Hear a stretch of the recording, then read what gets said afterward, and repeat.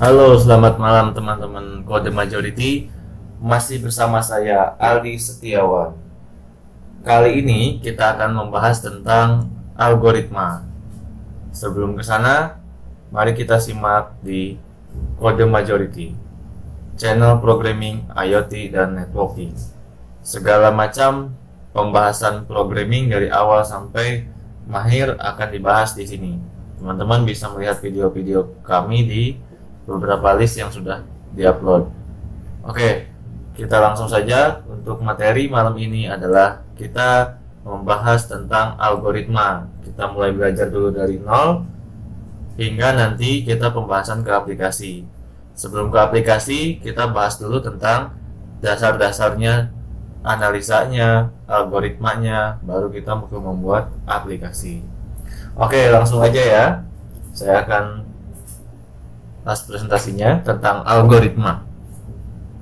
Algoritma, strategi dan analisa algoritma. Apa sih algoritma itu?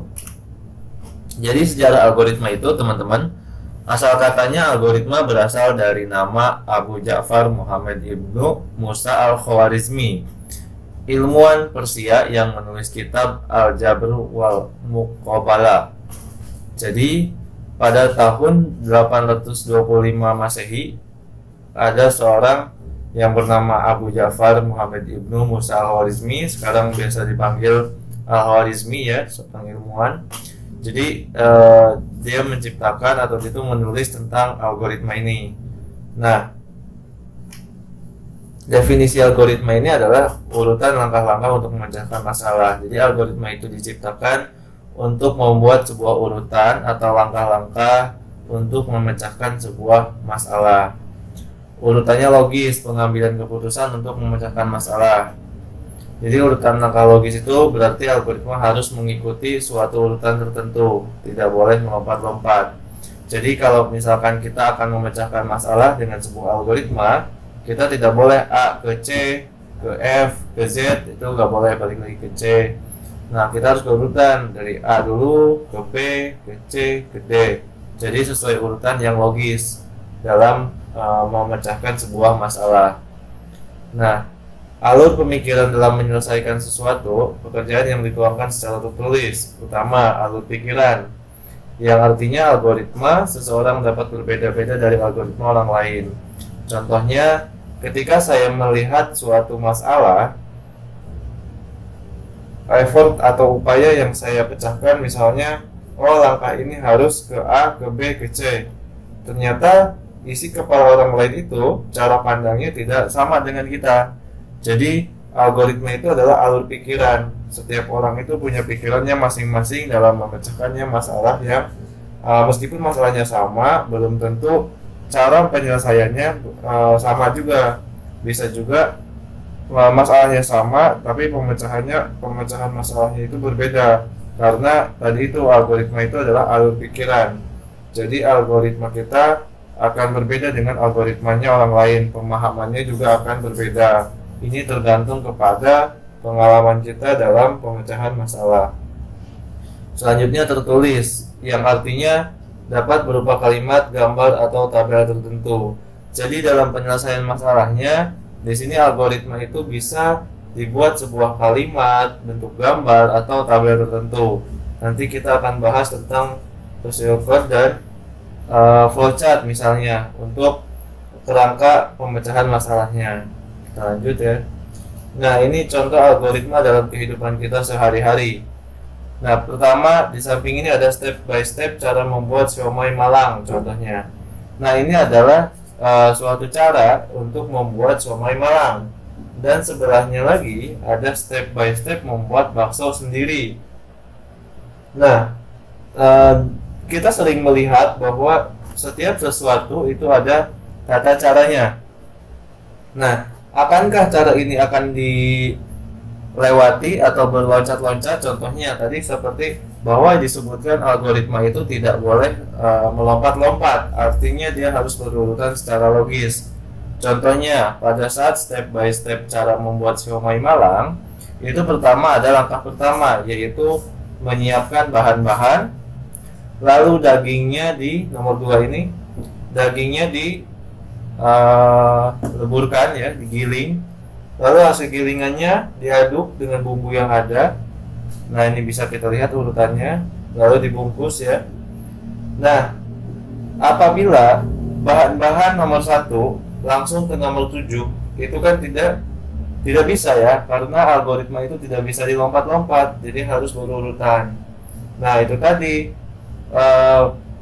mungkin cara ini adalah bukan satu-satunya cara membuat siomay malang. Mungkin ada lagi cara sebelum digiling, ada lagi mungkin perebusan, atau setelah digiling mungkin ada cara lain. Nah, itu adalah konsep algoritma alur pikiran. Kalau saya yang membuat misalnya seperti ini, kalau Anda teman-teman di rumah membuatnya dengan cara yang berbeda atau sedikit ada perubahan dari tata cara ini. Mungkin di saya hanya 12 langsung disajikan, teman-teman bisa lebih singkat di 9 kali tata cara. Nah, itu bisa saja berbeda karena alur pemecahan masalah itu bergantung kepada alur pikiran masing-masing. Nah, ini adalah algoritma dalam kehidupan kita sehari-hari. Saat kita membuat bakso, pertama kita iris dulu dagingnya, lalu kita siapkan bahan-bahan yang lain, lalu kita giling, adonannya sudah jadi, lalu kita membuat bentukannya. Nah, mungkin ada cara lain selain cara yang saya sebutkan tadi, karena alur pikiran algoritma orang itu pasti berbeda-beda. Namun, meskipun berbeda-beda, tapi tetap logis, tidak akan melompat-lompat. Contohnya, poin 1, poin 2, poin 3 pasti akan ada perubahan, tapi harus tetap melalui proses yang sama. Artinya, proses bentukannya itu pasti pertama itu menyiapkan bahan dulu. Jadi nggak mungkin langsung tiba-tiba direbus, atau kemungkinan bahannya yang di akhir. Jadi itu tidak bisa diputar-putar ya. Jadi dia akan berurutan secara logis tadi itu ya. Nah, algoritma dalam kehidupan kita sehari-hari selanjutnya adalah, teman-teman mungkin pernah ke ATM. Nah, algoritmanya adalah kita pertama siapkan dulu kartu ATM. Kedua, kita juga harus mengingat kuncinya atau password yang kita set di dalam ATM tersebut. Lalu, kita pasti memasukkan kartu ATM itu ke mesin ATM. Lalu, kita mengetikkan tombol user password. Untuk passwordnya berapa atau PIN ATM, lalu kita mengambil uangnya. Nah, apakah cara ke ATM ini bisa kita loncat? Itu tentu tidak bisa, karena memang ATM sudah dibuat secara garis besarnya adalah alurnya harus seperti ini. Paling perbedaannya hanya mengubah bahasa pertama. Kedua, masukkan PIN. Mungkin ada lagi yang berbeda ketika caranya adalah misalkan masukkan tanggal lahir dulu karena belum di-set passwordnya. Nah, itu adalah langkah-langkah yang sebetulnya sama, hanya algoritmanya saja yang berbeda. Artinya cara alur-alurnya sama, cuma jalur pikirannya yang berbeda.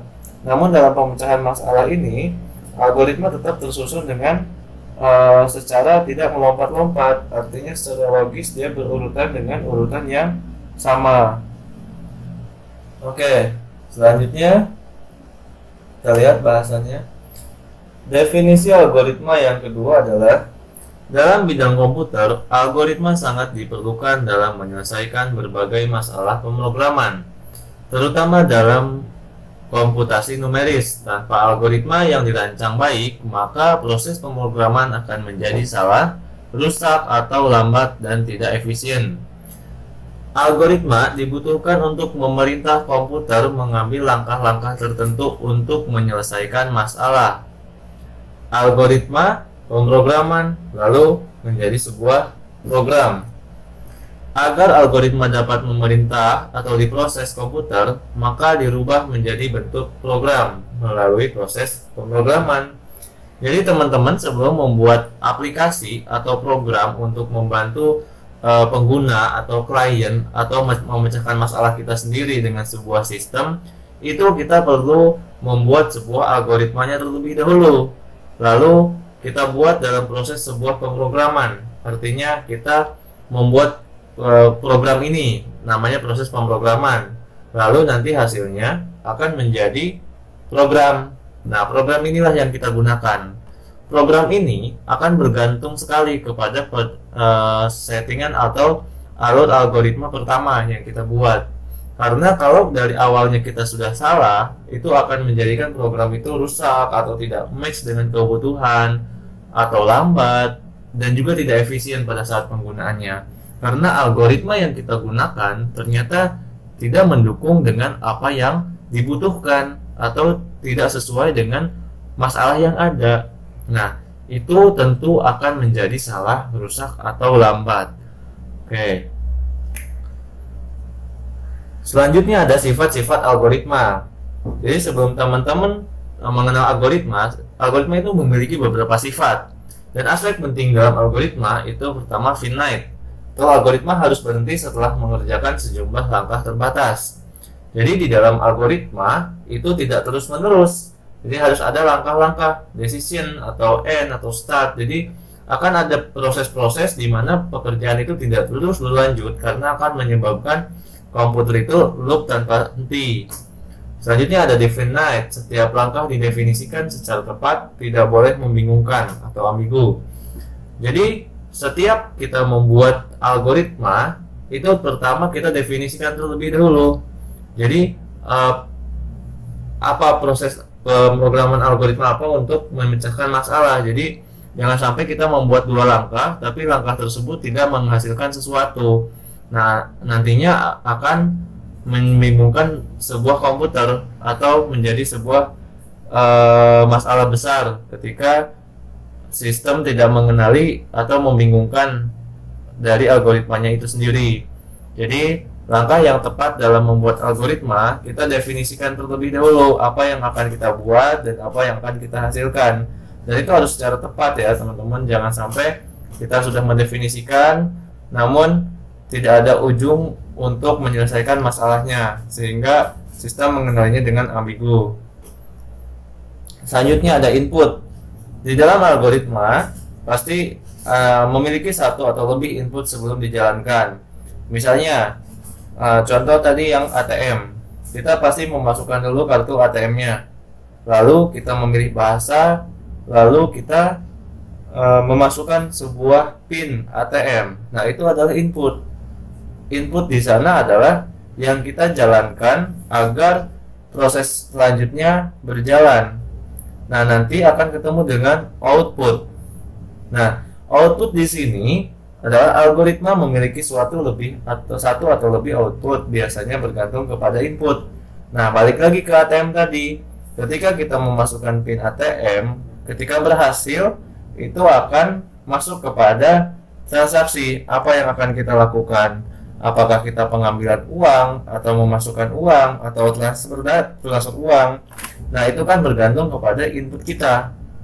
Nah, apabila kita menginputkan untuk cash out atau tarik tunai, misalkan kita mengambil 150.000, enter.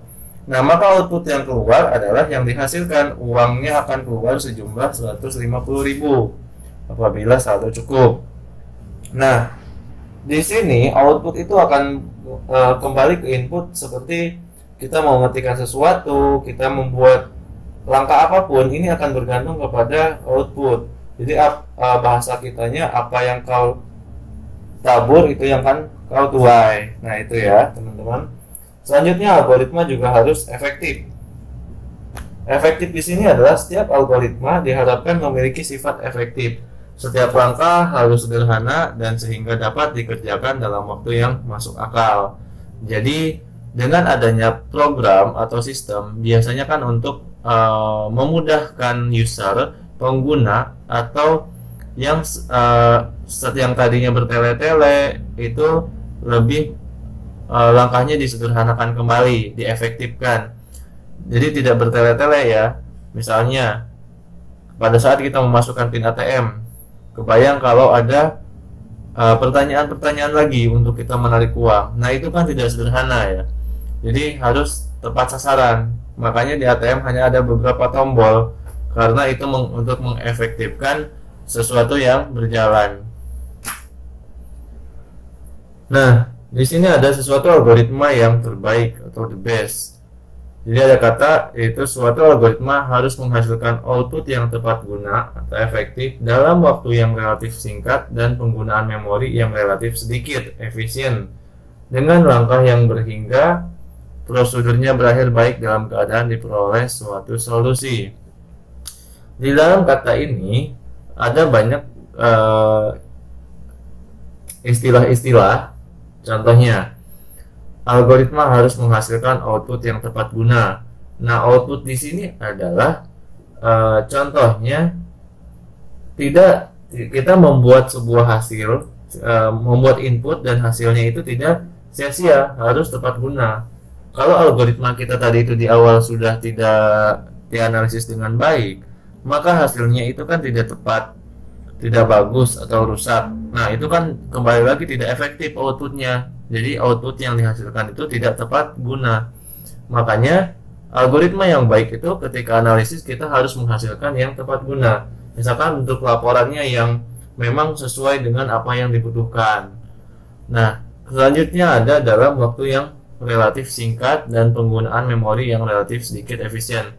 Jadi algoritma itu kita buat sesingkat mungkin. Ketika langkahnya panjang, maka kita harus lebih banyak analisa. Mana yang harus kita persempit, mana yang harus kita efektifkan, mana yang harus kita buang. Sehingga alurnya itu akan lebih mudah dipahami oleh komputer.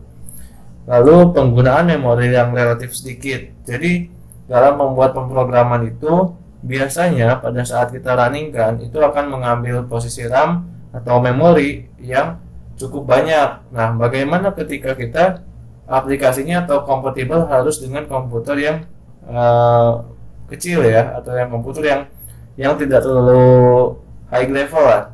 Jadi komputer biasa ini bisa menggunakan aplikasi kita.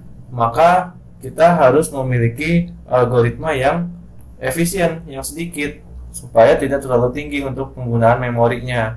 Karena algoritma itu akan diproses dan disimpan di dalam memori sementara.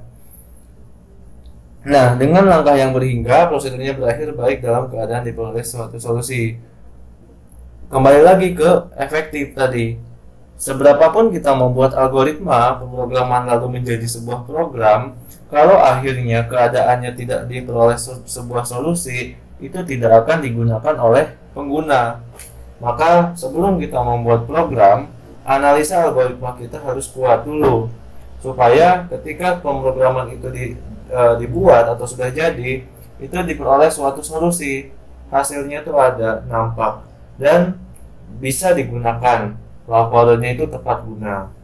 Nah, ini ya contoh teman-teman untuk algoritma yang terbaik itu seperti apa.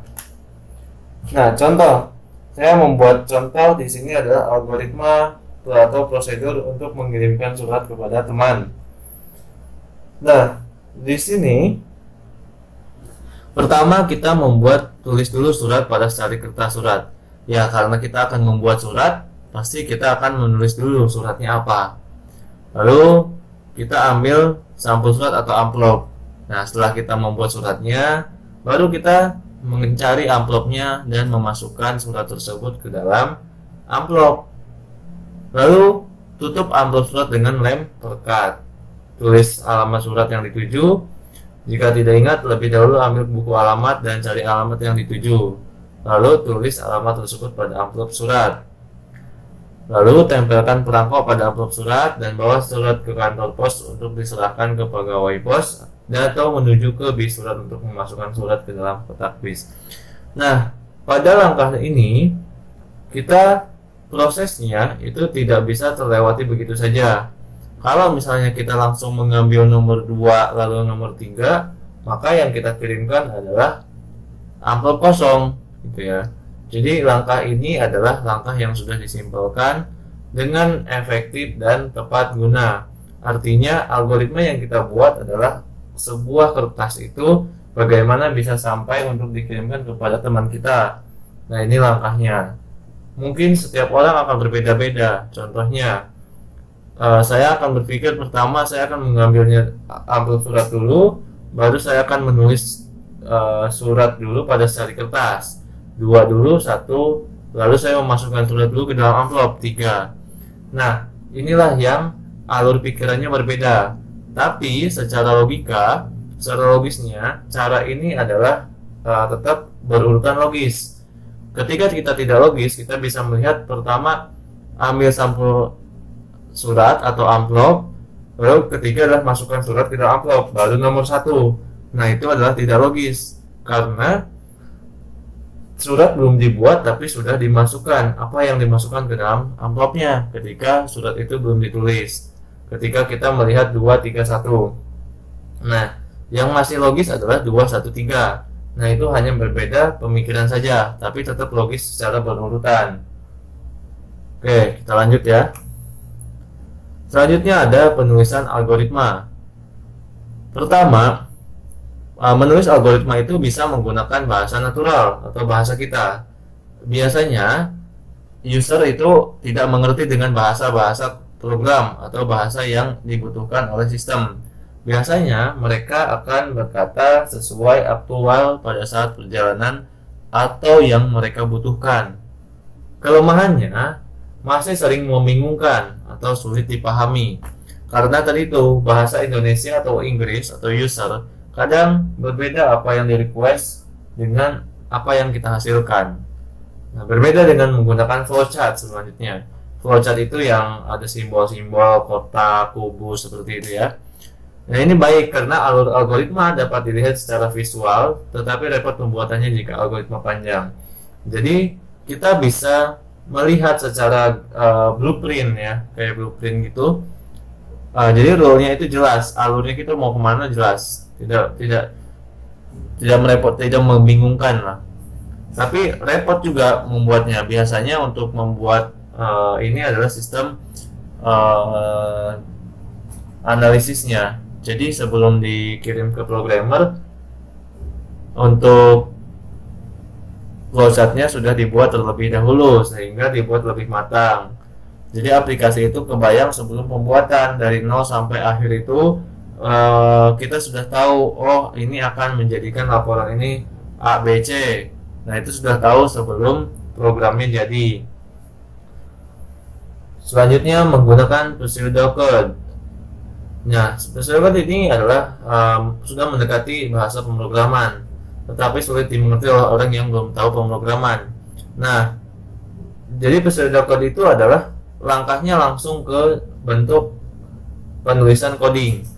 Tapi itu tadi, kepada user yang biasanya natural itu akan lebih sulit. Flowchart saja untuk orang-orang yang biasa itu masih membingungkan.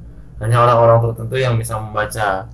Dan yang mengerti flowchart belum tentu mengerti dengan pseudocode. Oke, kita lanjut. Contoh menggunakan natural language atau menggunakan bahasa alami. Nah, ini dalam penulisan 2 nomor. Step pertama, read first number say A. Atau membaca pertama nomor berbicara tentang A. Cara kedua adalah membaca, keduanya adalah nomor say B. Lalu menambahkan 2 nomor untuk menghasilkan variabel C. Lalu tampilkan hasil. Nah, di sini ada yang membingungkan ketika step 4. Display the result itu result yang mana? Padahal kalau misalkan itu kita bisa lihat A, nomor kedua adalah B. Lalu di sini untuk ditambahkan nomor tersebut dan disimpan ke dalam sebuah variabel C. Display the result. Nah, atau tampilkan hasil. Nah, di sini masih ambigu sebetulnya. Kita lihat selanjutnya. Kalau di pseudocode itu algoritmanya langsung sum A dan B.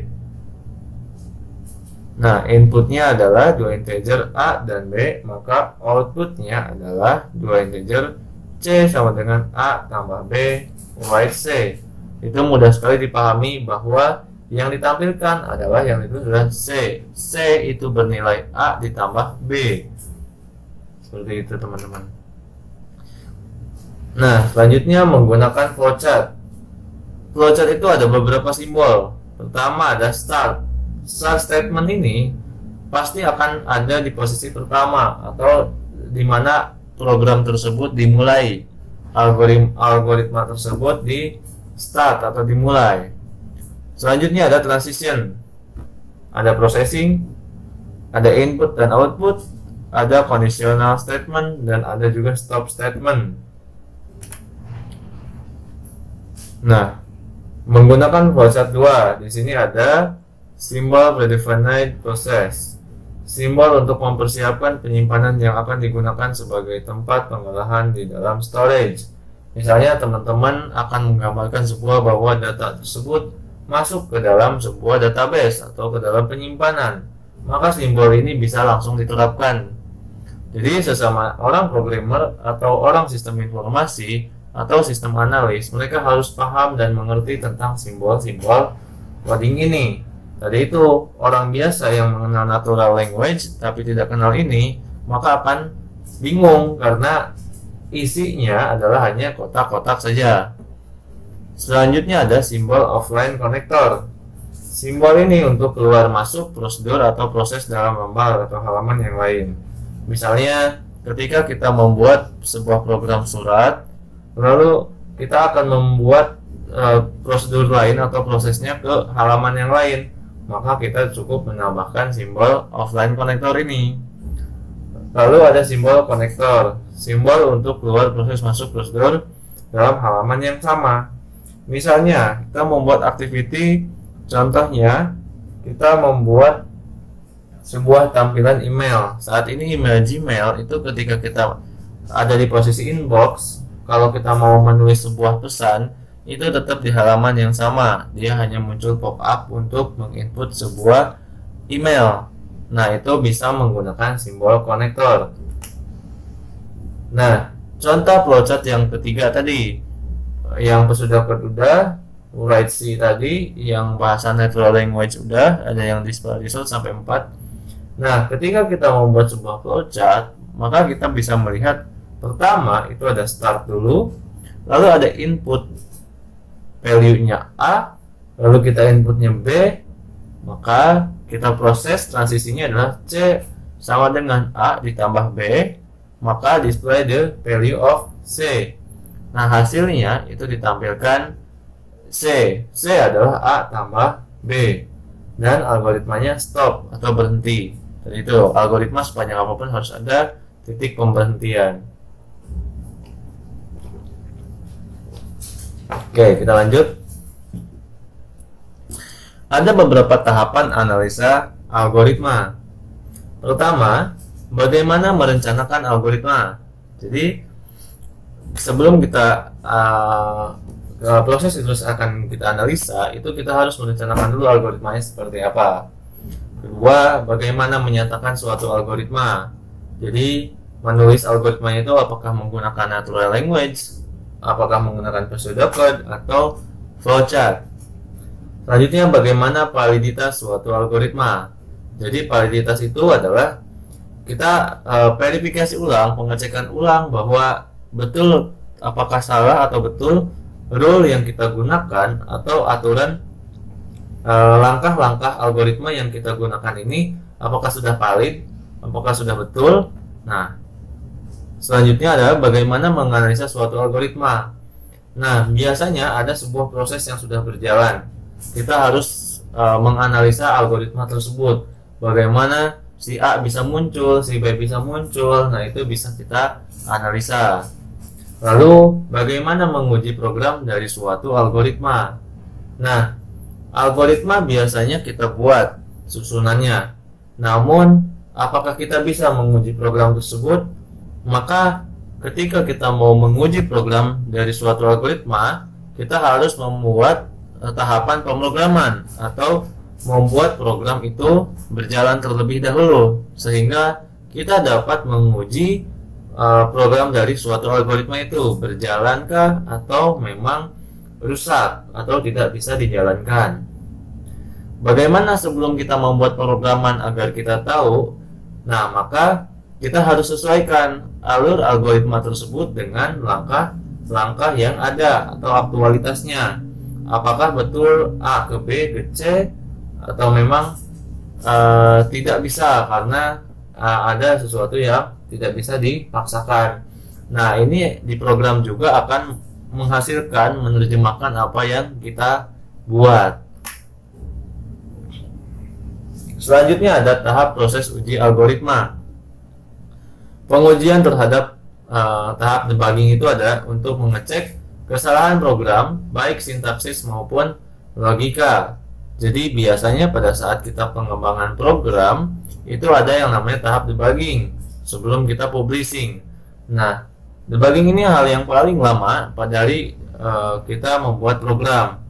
Contohnya, kita membuat codingnya 5 menit, tapi debuggingnya bisa 2-3 hari atau berjam-jam ketika ada mismatch atau ada kesalahan sintaksis atau logikanya yang tidak masuk. Nah, ini akan kita sederhanakan ketika kita algoritmanya memang belum matang, tapi kita sudah melakukan tahap pemrograman, maka debugging ini akan semakin lama karena prosesnya tidak sesuai dengan algoritma yang sudah dibuat. Selanjutnya ada pengujian tahap profiling untuk menentukan waktu tempuh dan banyaknya memori program yang digunakan. Biasanya atau aplikasi Android ada di Android Studio-nya profiling, atau web juga ada di Inspect Element bagian profilingnya, bagian networknya bisa kita lihat berapa lama dia meload sebuah data, berapa lama dia download aset, atau berapa lama website kita ditampilkan, karena itu akan berpengaruh dengan memori, dengan yang lainnya. Selanjutnya ada analisis suatu algoritma. Untuk melihat efisiensi dan efektivitas dari suatu algoritma dapat dilihat dari beberapa hal. 1. Waktu tempuh dari suatu algoritma. 2. Jumlah memori yang digunakan. Nah, efisiensi di sini baik efisiensi waktu atau efisiensi sumber resource-nya ya, atau sumber memorinya itu tadi. Nah, waktu tempuh bisa kita lihat dari profiling tadi itu ya. Waktu tempuhnya itu berapa kita lamanya mendownload. Misalnya gambar yang ukurannya 3 MB akan berbeda dengan ukuran yang 3 KB di loadnya. Maka waktu tempuh suatu algoritma itu bisa kita lihat, berarti untuk menampilkan sesuatu di sinyal yang lebih lambat itu dikecilkan terlebih dahulu gambarnya. Kedua, jumlah memori yang digunakan. Memori di sini adalah memori temporer atau sementara. Yang bisa kita lihat memorinya jika besar, maka penggunaan memorinya besar akan semakin lambat juga ya memorinya, atau cache atau cookiesnya itu akan penuh gitu kan. Nah, ini kan tidak efisien gitu kan. Bagaimana kita untuk menghemat sumber daya user yang menggunakan program yang kita buat. Nah, di sini ada hal-hal yang dapat mempengaruhi waktu tempuh. Itu ada antaranya 1. Banyaknya langkah. Misalnya untuk mencapai si C ini ada muter-muter dulu. Dari A dulu ke B, ke D, ke E, baru ke C. Nah, itu kan terlalu muter-muter gitu kan. Sebenarnya waktu tempuh ini sangatlah penting menurut saya, karena program itu membacanya row dari atas sampai ke bawah, jadi bersusun membacanya apa dulu yang akan diproses. Maka ketika kita akan melakukan langkah yang paling ujung, maka dia akan proses dulu di atasnya pembacaan sebuah programnya. Jadi langkahnya tersebut bisa kita simpelkan. Makanya sebelum membuat program, kita harus menganalisa dulu algoritma agar tidak banyaknya langkah yang ditempuh. Yang kedua, besar dan jenis input data. Nah, seperti yang sudah saya jelaskan tadi adalah bahwa gambar yang ukurannya 3 MB akan berbeda dengan yang 3 KB atau 300 KB. Karena besarnya input data itu akan mempengaruhi waktu uploadnya, apalagi dengan internet yang tidak cepat ya, atau yang smooth, lambat. Selanjutnya ada jenis operasi. Operasi ini ada operasi ya bilangan, numerisnya, itu bisa diperhatikan juga. Kalau misalkan jenis operasinya terlalu banyak, maka waktu tempuh juga akan semakin lama. Yang keempat, komputer dan kompilatornya. Jadi memang kita juga bisa lihat bukan hanya program kita yang salah, ternyata komputer kitanya yang memang under spec atau di bawah rata-rata, sehingga terjadi lambatnya program kita. Sebetulnya bukan program kita yang salah, memang komputernya aja yang lambat gitu. Terus kompilatornya, ada yang namanya compile kalau di bahasa desktopnya. Kalau di PHP itu mungkin di PHP-nya ya, program itu bisa dijalankan. Compiler itu adalah dari penerjemah dari kode kita sehingga kita dapat melihat sebuah bentuk atau interface. Nah, itu penerjemahnya adalah compile-nya. Nah, itu juga bisa berpengaruh kompilatornya ya. Oke, selanjutnya ada langkah-langkah yang membentuk suatu algoritma dapat dibagi menjadi 3 kelompok proses. Pertama, ada sequence proses, di mana instruksi dikerjakan secara berurutan satu persatu dimulai langkah pertama sampai terakhir. Itu yang seperti saya jelaskan tadi adalah bahwa ketika kita melakukan langkah B, C, D, dia harus tersusun. Kalau kita menaruh algoritmanya ada di X, Y, Z di paling ujung, sedangkan kita pemanggilannya dari A, itu maka update semua dibaca terlebih dahulu A, B, C, D. Itu adalah sequence. Selanjutnya ada selection process. Di sini itu adalah instruksi pemilihan proses atau pencabangan. Sehingga apabila memenuhi persyaratan tertentu, maka instruksi akan dikerjakan. Contoh, jika pembayaran tunai diberi diskon 10%, jika dilakukan secara kredit maka diskon 0%. Dalam pernyataan di atas hanya boleh melakukan satu instruksi dari 2 alternatif instruksi. Jadi di sini kita harus memilih apakah pembayarannya akan tunai atau kredit. Nah, itu akan menghasilkan algoritma selanjutnya, yaitu tentang pemberian diskon.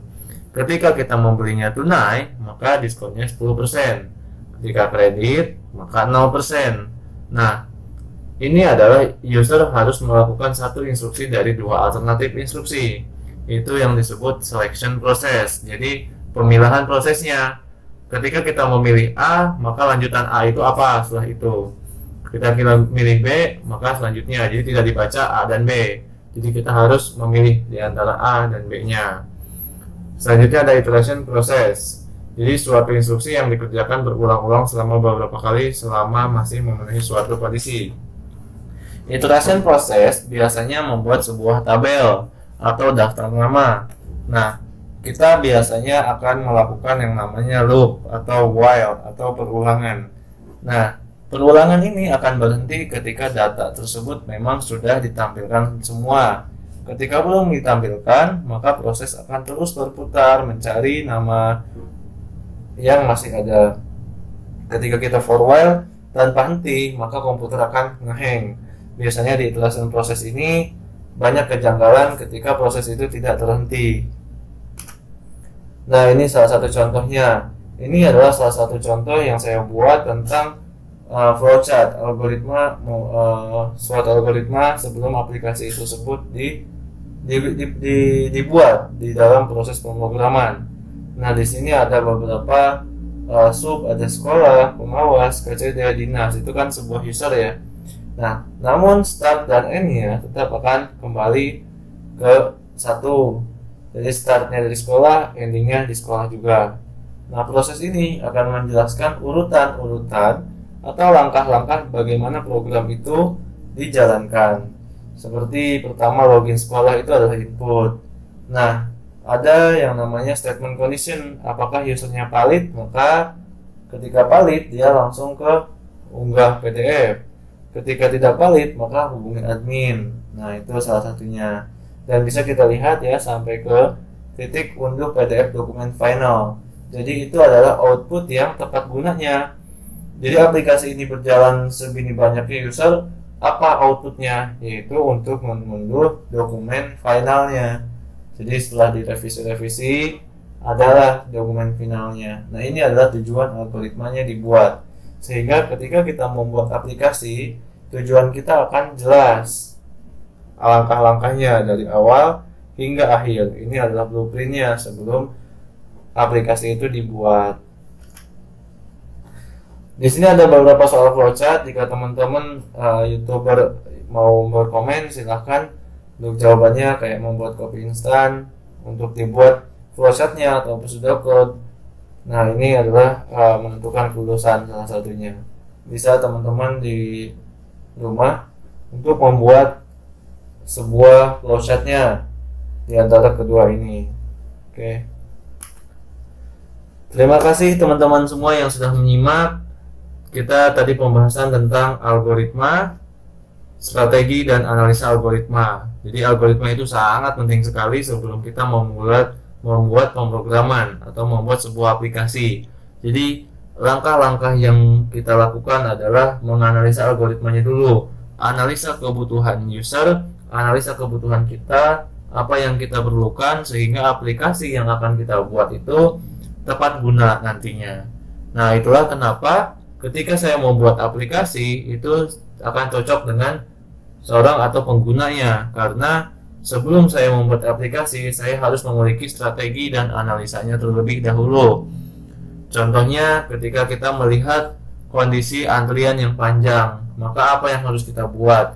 Kita membuat analisanya terlebih dahulu. Apakah kita cocok langsung membuat aplikasi antrian atau memang pembagian antriannya seperti apa? Nah, itu akan ada di dalam rumusan strategi dan analisa algoritmanya, sehingga langkah-langkahnya itu tidak terlewatkan dan antrian yang tadi membludak atau antrian yang panjang itu bisa terurai dengan baik dan tersusun atau terorganisir. Nah, begitu juga dengan program-program yang lain. Agar program tersebut mudah digunakan, langkah-langkahnya tidak ribet, itu program yang sangat baik sekali. Semakin mudah orang menggunakan aplikasi kita, maka algoritmanya juga akan semakin sulit kita menganalisa atau strategisnya, bagaimana aplikasi itu bisa mudah namun memenuhi dengan kebutuhan atau output yang maksimal yang digunakan oleh pengguna aplikasi kita. Nah, itu aja teman-teman dari saya. Selamat malam. Semoga ilmu ini bermanfaat. Apabila bermanfaat, bagikan, share kepada teman-teman kalian agar ilmu algoritma ini bisa dirasakan oleh semua teman-teman kita. Itu aja dari saya. Selamat malam. Sampai jumpa di video berikutnya.